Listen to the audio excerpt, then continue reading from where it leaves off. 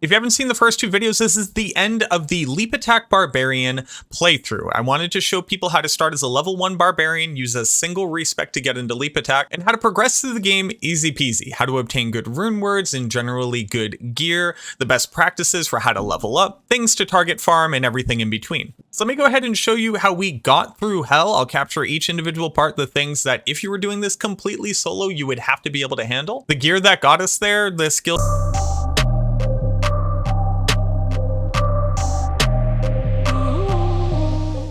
Now, if I'm going to be honest with you, it had been a while since I had brought a barbarian all the way through hell. So just for context, I speedrun Diablo 2. And without question, Leap Attack is absolutely the best speedrun build. Throw in a couple tricks on how to speed up some boss kill times, and what you have is a pretty decent build that get you all the way to Hellbale. Luckily, I was able to assuage all my fears, and it just took doing the one thing that I've tried to pound in people's head is the best thing that you can do before you walk into hell. And that's Nightmare Cow farming. So first, if you didn't see the video that I posted, Nightmare Cows dropped us an Ist rune. Really has nothing to do with the rest of the playthrough. Technically, I could have made a Delirium if I got a Lem rune. I just wanted to kind of brag a little bit. I never drop Ist runes, and it was just wild to drop the rarest rune possible off of a Nightmare Cow. Now, I want to talk a little bit about where our skills ended up, because that's actually quintessential to farming Nightmare Cows in general. Our character is level 68. We didn't get that many levels throughout the hell portion of the progression, so I think we were around level 65 when we left Nightmare Cows. Obviously, we had Leap and Leap Attack fully maxed out. We ended up putting some more dump points into Mace Mastery for the attack rating. We only had 2 points down in Natural Res and 1 point in the rest of our passives. We still had the Polar Mastery because we had used Meat Scraper at some point, but if you never ended up using any weapon other than a mace, you wouldn't have a point here. And then I never dropped more than the 5 points into battle orders, and then 1 point into all of the prerequisites so we could get Battle Cry and Battle Command. I actually ended up putting more of my dump points into Find Potion. The reason why that was so important was because of Grim Ward. In Nightmare Cow farming, they do have an amount of physical damage reduction, and then on top of that, they do pose quite a bit of a threat. But when you take the fear effect and the slow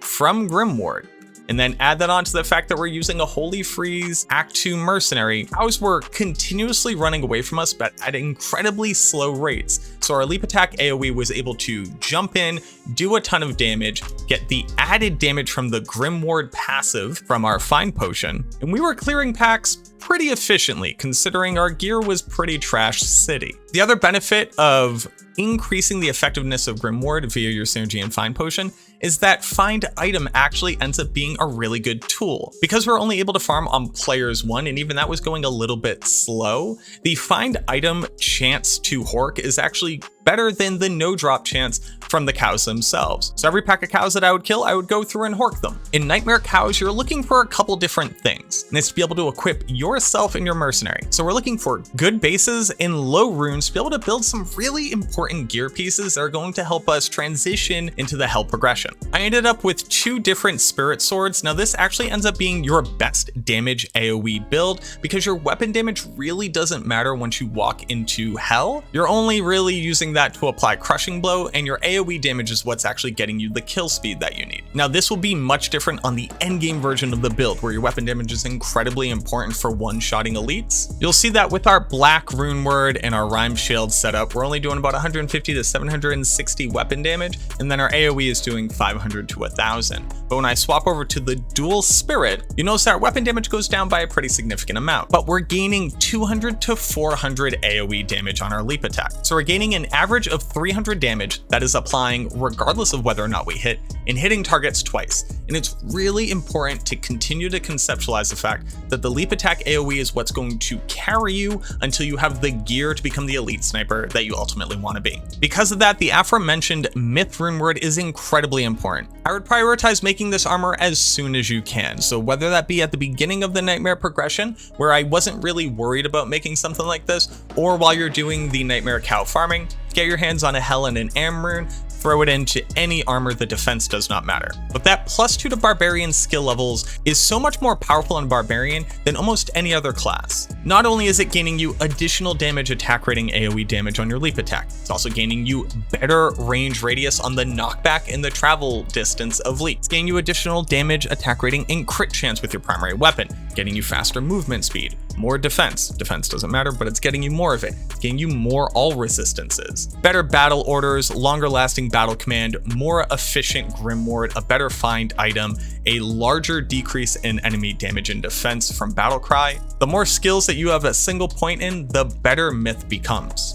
If you happen to hit it big and you get the Lem rune again, maybe make yourself another Treachery. Once it procs on you, that all resistance and physical damage reduction from the Fade proc is going to drastically increase your survivability. And then talking about the Mercenary a bit more, where Treachery is going to give you the biggest increase in overall damage, we're also looking to make him an Insight. And then you just need to get lucky. We dropped a Talrash's Mask. It was pretty serendipitous. It happened to drop off a Nightmare Cow, and this thing alone makes it so that he can actually survive boss battles. Any good helm would work here, anything with life stolen per hit, heck, even a Worm Skull would work on this. But it's definitely nice to early on get your hands on this helmet, because this is going to work until you get yourself an Endariel's. But now that I've given you the rundown on what you're looking for in Nightmare Cows, just to give you an idea, I think we farmed Nightmare Cows for about 3 or 4 hours just in our own games on Players 1. You could obviously be joining up with fail runs at this point, chaos runs at this point. You could just be going on those runs and horking behind them to try to get the gear that I was talking about. But whatever action you take, I really wouldn't worry about doing it for that long until you get your hand on some of those key gear pieces. So now you can finally push into getting hell done. And I gotta be honest with y'all, it was easy. It was actually so much easier than I thought it was going to be. So for this portion of it, what I really want people to understand is that the Barbarian's inbuilt mobility, the distance that you can jump with Leap, as well as the AoE knockback that Leap gets you, is going to be your bread and butter if you're trying to strong arm it and do all of this solo. Be prepared to skip everything in this game. I promise you can go back and do some of the less important quests later on. Once you get some better gear in hell, you can go back and do your den, Radamant, you can worry about getting the Golden Bird, etc. We don't need any of that. We're a Leap Attack Barbarian. So you're gonna leap yourself off to Endariel. You're gonna get to Endariel. The only issue that you could possibly run into here is that there are zombies. Zombies are going to have high amounts of physical damage reduction and often can spawn with stone skin and be physical immune. In fact, on our Endariel kill, this is the exact thing that happened. So what I would just say is, don't worry about keeping your mercenary alive right now. Use Leap's AoE to push everything as far back as possible and then teleport into the back of her chamber. Endariel is going to be able to aggro onto you from a further distance than the other monsters are going to, because she's not going to get knocked back by Leap's AoE. Then once you got her in a corner, go get your mercenary, force feed him a couple antidote potions just to up his poison res, and then make sure that he stays bowed with battle command, throw on battle cry, and then leap until she's dead. You want to make sure at this point to be stacking your black flail, any crushing blow gloves that you have created, and you also want to go and craft an open wounds belt. I recommend gambling until you get a mesh belt, or if you happen to find one earlier. Stacking open wounds onto a boss is going to pretty drastically increase your overall kill speed. So more sources of damage occurring while you're leaping through the air, the better. Going into Act 2, Act 2 is just as easy as Act 1. We want to skip as many things as possible. We really don't need to worry about trying to kill anything here. And Leap Attack is going to do a ton of heavy lifting for our mobility, and then Leap is going to do all the rest of the heavy lifting for CC. Go down to the maggot layer, teleport when you can't leap, leap when you can't teleport. Then leap your happy butt up to your 4th way arcane until you get to the summoner. Skip him for now, no reason to kill him, and just run through the red portal. Get into Duriel's chamber, and then here, rinse and repeat. Keep your mercenary alive, maybe feed him a couple thawing potions just to max out his cold res. Especially for Duriel, if you haven't already, make sure to make yourself a rhyme shield just so you have access to cannot be frozen, unless you got it on some other gear piece. Once you kill Duriel and he drops all those town portal scrolls for you, make your happy way over to Act 3 and again, rinse and repeat. I actually really wanted to highlight things in Act 3 because it really goes to show just how powerful of a build this is, and the fact that you get to choose when, where, and what you fight. Walking into the Spider Cavern, even on a high FCR sorceress, can absolutely spell death for even the best speedrunners. Sometimes you just port in and Cesark one-taps you because it's extra strong and cursed and it rolled with Might Aura. But Spider Cavern is no problem for a Leapy boy because you just push everything back. It literally can't respond fast enough after the animation is over to interrupt you getting the eye and just leaping back out of there. So rinse and repeat in the Flayer dungeon, rinse and repeat down in the sewers. Really easy to go get the Liam Neeson tome from Battlemaid Serena in the Ruined Temple, because again, nothing can get near you. Jump in there, laugh at her as you go, pick up the tome and jump back out. Now Travancore is where I want to show you this gameplay footage because it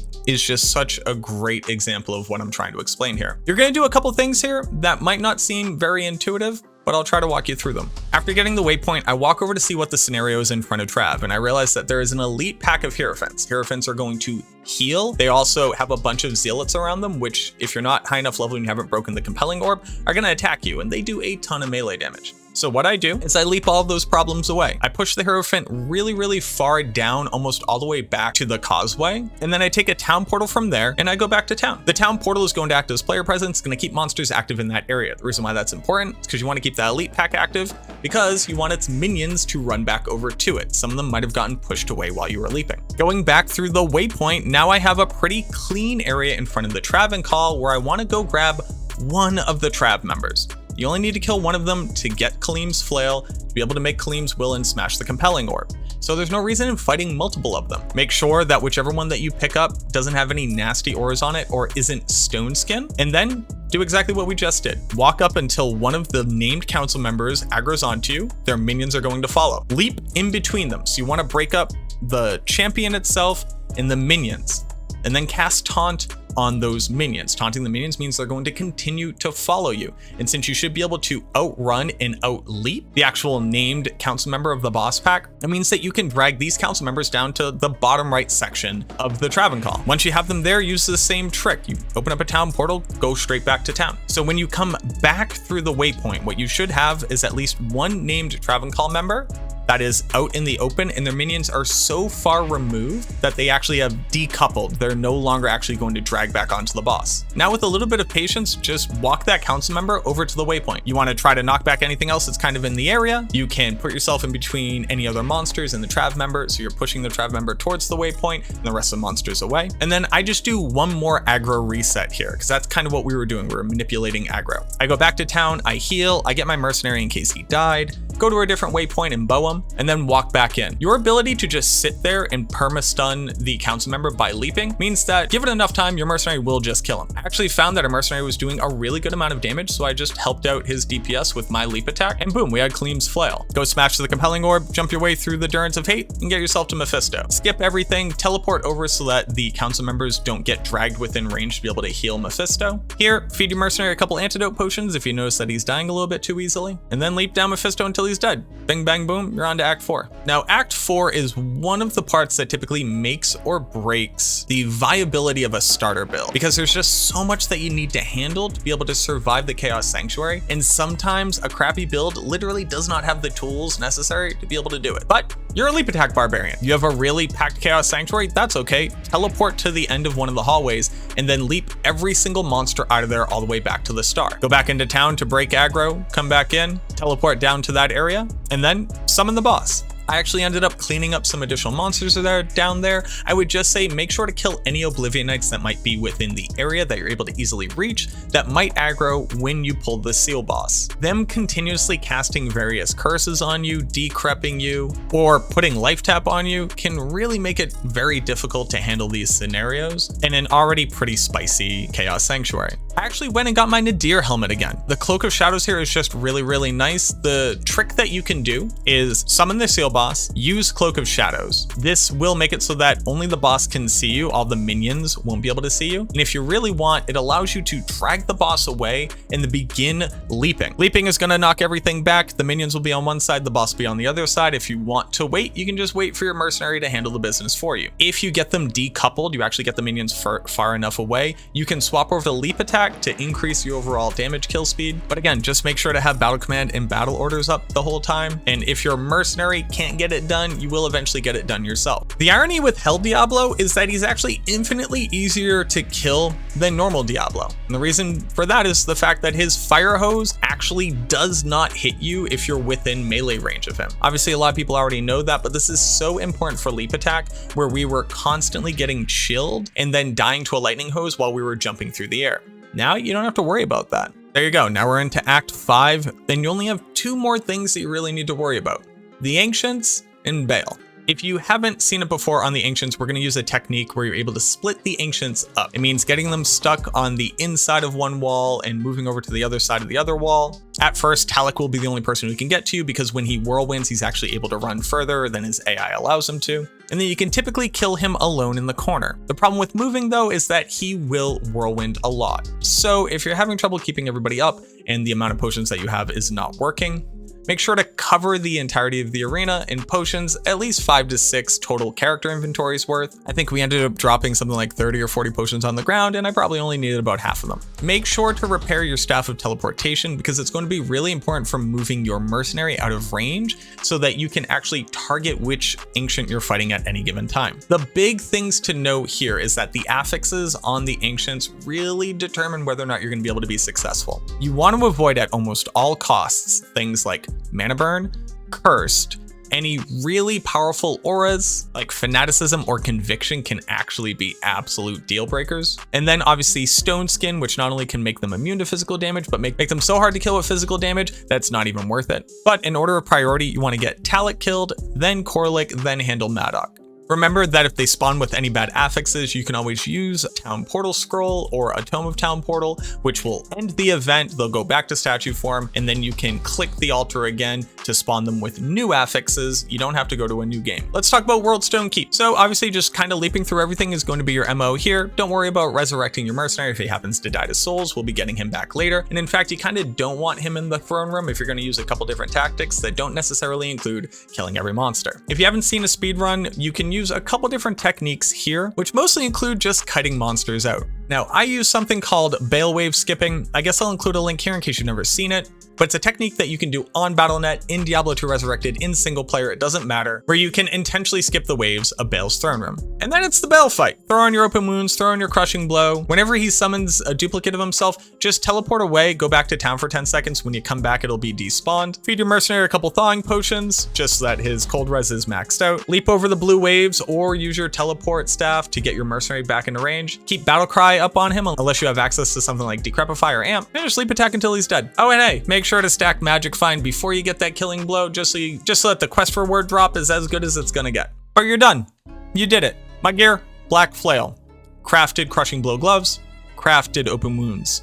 I got myth armor. I have a 2 to war cry with Grimward, battle orders, increased speed and res. This helmet was nasty. It was our Charcy imbue. We had a Mahim Oak Curio, a pretty disgusting rare ring from Ormus, a much less good rare ring from Ormus, and I had Saigon's boots. When we weren't fighting bosses, I was using 3-piece Saigons just for the extra life, resistances, attack speed, and life leech. On swap, we had our trusty 40 cold res teleport staff, and then res, life, magic find down in the charms. So I hope that this helped. I hope that this might have opened up some people's eyes just to the viability of the Leap Attack Barbarian, how easy it is to progress through the end game, and what you can expect to do with a pretty reasonable amount of budget gear that you just happen to find on your very own playthrough. Now obviously everything is going to be drastically different whether or not you're playing on Battle.net, in-group play stuff, whatever. You could just be a bow bot that's just using Hork to find yourself some extra gear while you're running behind the pack. Absolutely nothing wrong with that until you find yourself a really nice weapon. Then you can transition better into being that elite sniping build that I've been talking about. You could also already take this build into places like the pit, just using Leap Attack like you would use Howl to get everything away from the elite monster. Since everything is going to be very low health, your Leap Attack damage is a lot more noticeable, and it's generally easier to survive, so you can typically take off more res